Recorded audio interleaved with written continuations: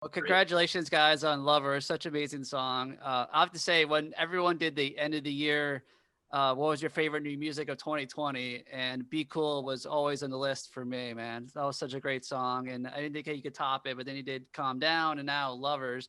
I guess talk about the writing process for the song first, because, you got this like keyboard, kind of organ type in it, and it's an amazing song and amazing concept. Thank you, man. Yeah. Thank you for loving our music, by the way. That's awesome. Yeah, I guess for Lovers was a bit different of a approach for us as far as like writing goes, because I remember we were trying to write something else, like a really different vibe of a song that was like more energetic and like we wanted to like rip, but then it was kind of like, I'm not feeling it. We're not feeling it. And I think it was Mike. Mike was like, dude, I'm trying to feel in like just a chill vibe. What if we just write something chill? And I was like, okay, yeah. So we kind of all were just like, all right, I don't know, maybe what are we thinking? And it was like, okay, we'll lay down a groove or something. And so Mike just like put out a groove. It was on an SPD pad that he was on up in my room. And then MJ and I went to the pad. MJ was going direct into the little interface. We had guitar going into that, and then I had this guy right here actually. A MIDI controller. This is what I wrote the guitar. Oh, really? That little bit.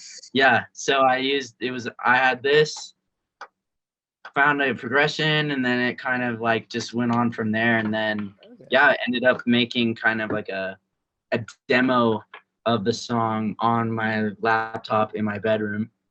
And did you record this in Nashville, like Be Cool, or? Yeah. So it was recorded in we re-recorded it in Nashville, and like kind of got like all the professional sound and tones, made it sound good, right? But yeah, that's kind of like how the process went. It was very like, it was almost like easy once like the progression was there. It kind of just like Mike and MJ, were you actually doing the background vocals too? I know in the music video you see you singing. I don't know if that's true.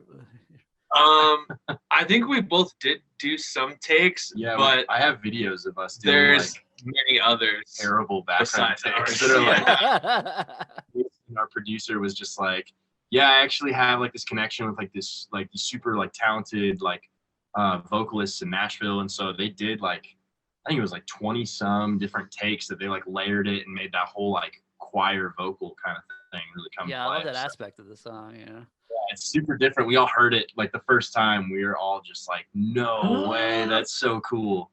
Yeah. So it was a big.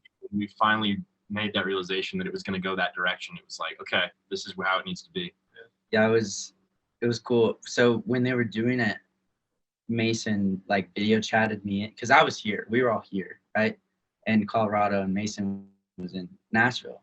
And so I was video chatting in. I was the only one that was available at the time that they were doing it, because I think Mike and MJ were at work or something. Yep. And so I was like, so I hop on and I'm like video chatting. And so he's got me on there in the studio, met all the singers. It was super cool. And then they were doing takes, and I was like, just kind of like sing it as if you're like in a church setting, and you just come in like overtaken by some, like coming down. I mean, and just like do the runs and just like go off on it and whatever. And they were like, they took that and were like, cool. And they like super pro, super great. That was the take we ended up using like most of the takes from, because that's the one, like, listen to like just the, we were listening to the stems back of just the like choral parts. There's like all these little side runs and like crazy like vocal parts that are just like, it's really cool to listen to that even just by itself. So when that kind of got added on top of what already existed as a song, it was a really cool kind of final product that we got out of the easy bake oven that is Mason Maxwell. So did you guys do separate trips to Nashville to record Be Cool and then Lovers, or was it all just kind of one trip and then you got other songs that haven't been released yet from this recording session? Or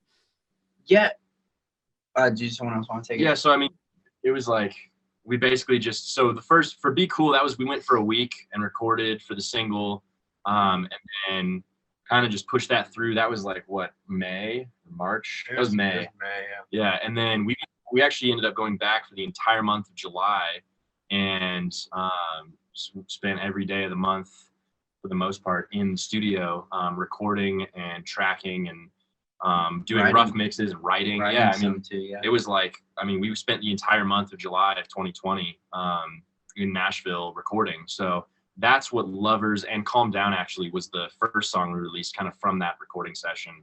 And then, yeah, we have a bunch of other songs we're eventually going to release as an EP. Right now, I think we're just trying to, we'll release it one single at a time and kind of ride those out. And then when the time's right, we'll release the whole EP. Put it all out. Yeah. Yeah, I like to go back to Be Cool real quick. Mike, I think the one thing that it's a very pop synth song, but the drums I feel like are very rock beat, and especially the way I guess it's performed and mixed, that's what makes the song so rock. Yeah. Talk about, I guess, the recording that song for the drums. It was a ton of fun. We definitely wanted, like, with all the songs, I, Mason, and like everyone else, like, we've wanted to have it still feel a little like live, if you will. So like having the actual drum sounds and not replacing them with like samples or anything, like we really wanted to do that. So like we focused a lot on getting like really great sounds before we even started recording, so that we weren't gonna have to do a ton with them. But really, like, for that song, simplicity was kind of the key, like keeping it very straightforward and just being tasteful. And then like when we get to the bridge and the song kind of changes pace a little, and like that was like, okay, we can open it up a little here and do some kind of like hits that kind of like go with like what Jacob's playing on guitar and stuff. But other than that, like I was just like 4 on the floor, 2 and 4, just like my mindset was just like hold it down and like keep it simple. Because it really is like drumming, like with a couple like fills here and there, it really is a pretty easy song to play on that instrument. But I think I'm proud of the way that it holds everything together. You know what I mean? Yeah. Did you hear the special recording? Because I was just listening to Foo Fighters interview for Shame Shame. They recorded the drums on top of a stairwell. Really? I thought that was pretty cool.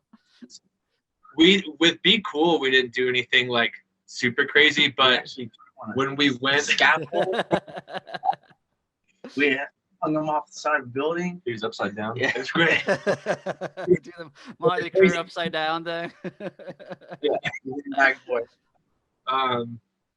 Yeah, Be Cool is pretty straightforward, but when we went back out in July, for every song that we did, and this was kind of Mason and I's goal, we like did something different with the drums for every song. So cool. There's a couple, like Calm Down was probably the most kind of generic, straightforward. Like we set up the kit, the cymbals were there, Mike, like, and it was like good to go. For Lovers, so the kit on that song is like real dead sounding, and I wanted that sound. So we went to there's a drum shop in Nashville. Nelson's drum shop. Yeah. We went to Nelson's coffee shop too. And there are these things called Drum Tortillas, which is like this small company that was started a few years ago. But basically, it's like an aesthetically pleasing way to achieve like a towels on top of drums sound, which is that super muted, dead, almost like Tupperware kind of sound. So we went and like we bought some of those mainly because I wanted to, and I wanted to visit the shop. But we did that, and then we actually moved the kit to a different corner of the room that Mason was like, I just think it'll sound cooler over here. So we moved it over to this corner. We like jammed the kit as tightly in the corner as we could.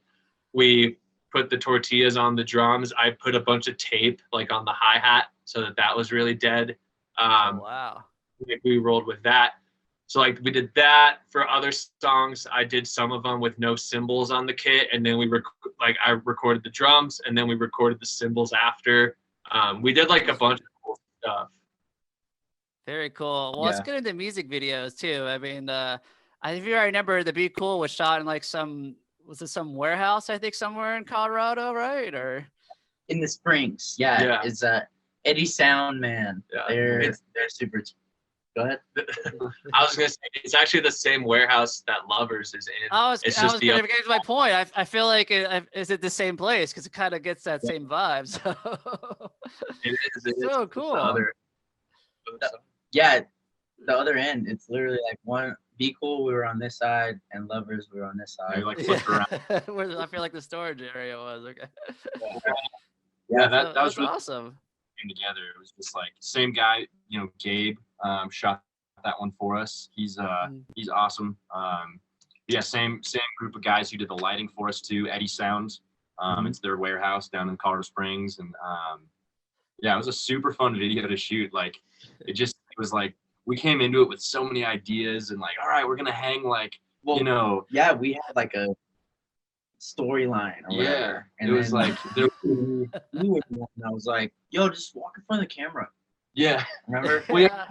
Like I kept crossing like in front of the camera while he was trying to set up his wide shot, and I saw it on the monitor. I remember we were kind of talking and we were like, dude, that would be actually really cool. What if like we kind of made it feel like it's like a rehearsal for the video? Like it's not actually the video. You have like people kind of crossing back. Yeah, setting up the shots. And what about the random at the very end where you're on top of a ladder? That was cool. Well, the ladders, that's really funny because the ladders came about as just like a total, like they had been setting up that whole rig for us with like the lighting and the trusses and everything. And they were actually going to tear it down like the night after we left. So, and redo it for a different project that they were working on.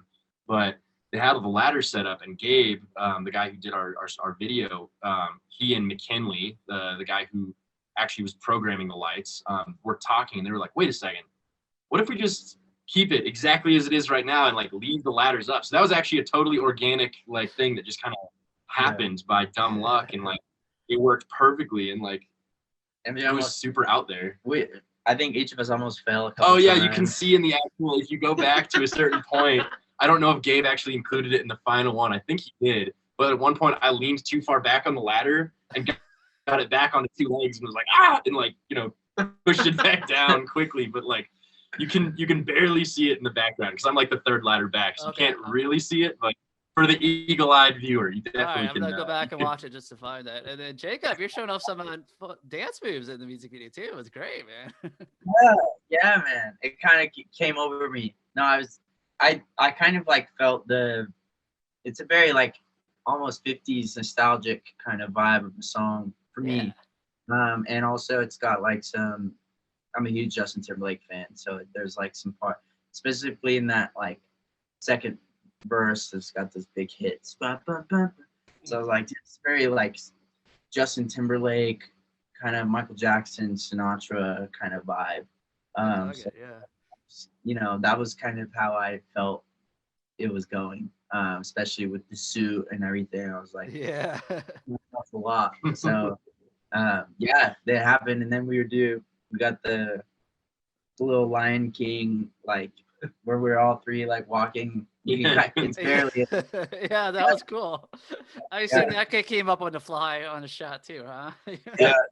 We were shutting everything down and tearing down, and Gabe goes, hold on, everybody go line up and like walk across the thing. And we're like, oh yeah. And then like I think at some point some video got taken where someone put the Lion King like Hakuna Matata going over the top of us, like doing that little snap thing. So we had fun with it. That was good, man.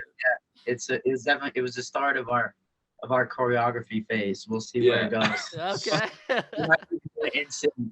Well, I'm interested to see where your music goes. I mean, I still love the pop punk stuff you guys did earlier on, but I mean, more stuff coming from this July Nashville thing, right? Is it going to be a song with like an orchestra or something we're going to expect? I mean, this keeps getting epic and epic and more. I love it.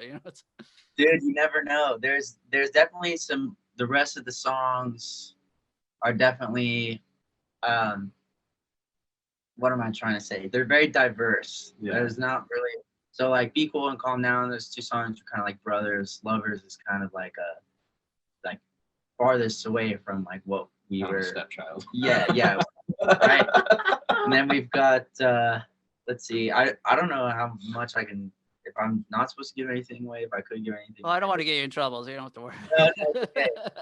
No, there's like a bunch of, very, synth poppy songs. There's some like heavier stuff, some rock. Yeah. So it's kind of like, I love that. But I mean, all my favorite like rock albums, they always have like one slow, one experimental song, one, keyboard, one ballad, and some heavy tracks. I love that aspect. So it's cool that you guys have a very diverse thing. I can't wait you said it's got an EP or album that's going to be coming out of this at some point. It's an EP, but there's enough songs where it could be an album. Yeah. So, yeah, I think 8 the minimum, I think, or I don't even know. It's we'll see. I don't know. We don't even know. We don't even know if we're gonna put it out as a full thing yet. Yeah, we're still trying to figure that out. Yeah. It's like, are we gonna tour this? How's it gonna work out? We don't really know. So I would love to hear so many of these songs live, but who knows when that's gonna happen. 8 or 10 more songs, and then and that will be our album. Double LP. Yeah. Double EP. Instead of one album, instead of double EP. A double EP, and then a live record. I love that. Yeah. I think a live record would be sweet. Yeah. Well, we just set up our like in-ears rig for when we start touring again, and we got the X32 rack mixer, so there's a way we could record a live show. Yeah, if you just have mics. Well, I always enjoy that because the songs always have a different vibe live, So. Yeah, absolutely. Those are all my favorite records. My favorite records that like I love from any bands. Like it's kind of it's like the live record is what they really sound like, is what they really were achieve. You know what I mean? Like it's a very organic vibe. Like the 1975, I love them, and like their live record is my favorite of everything. All the Zeppelin records, the Guns live records, ZZ Top, all of them. I'm like, absolutely. Yeah, well, Silverchair is one of my favorite bands, and then they released a double live album. It was only in Australia, but I mean, some of their songs were like 10, 15 minutes long. They like made it drawn out. It was so cool. Yeah, it's cool though. That's fun. We'll talk to Stand Atlantic. We'll figure something out. We'll do a live album out this week. Yeah, dude.